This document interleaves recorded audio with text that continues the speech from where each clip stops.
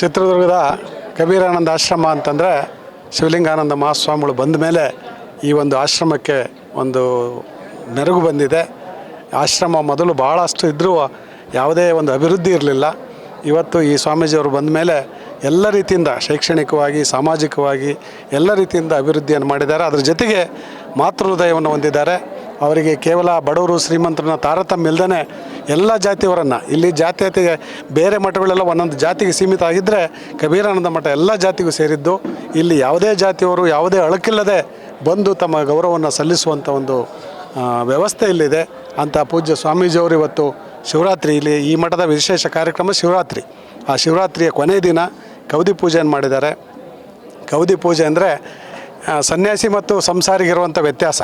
ಸನ್ಯಾಸಿ ಎಲ್ಲವನ್ನು ತೊರೆದು, ಎಲ್ಲ ಇದ್ದರೂ ಸಹ ಎಲ್ಲವನ್ನು ತೊರೆದು ಬದುಕಬೇಕು ಅನ್ನೋ ಒಂದು ಸಂದೇಶ ಇದಾಗಿದೆ. ಆ ನಿಟ್ಟಿನಲ್ಲಿ ಇವತ್ತು ಕೌದಿ ಪೂಜೆ ಆಗಿದೆ. ಈ ಒಂದು ಸಂದೇಶ ಎಲ್ಲ ಪೂಜ್ಯ ಸ್ವಾಮಿಯವರಿಗೆ ಒಂದು ಆದರ್ಶ ಆಗಲಿ. ಈ ಒಂದು ಸ್ವಾಮೀಜಿಯವರ ಒಂದು ಸ್ವಭಾವ ಎಲ್ಲ ಪೂಜ್ಯ ಸ್ವಾಮೀಜಿಯವರಿಗೆ ಆದರ್ಶವಾಗಲಿ ಅಂತ ಹಾರೈಸಿ ನನ್ನ ಮಾತುಗಳನ್ನು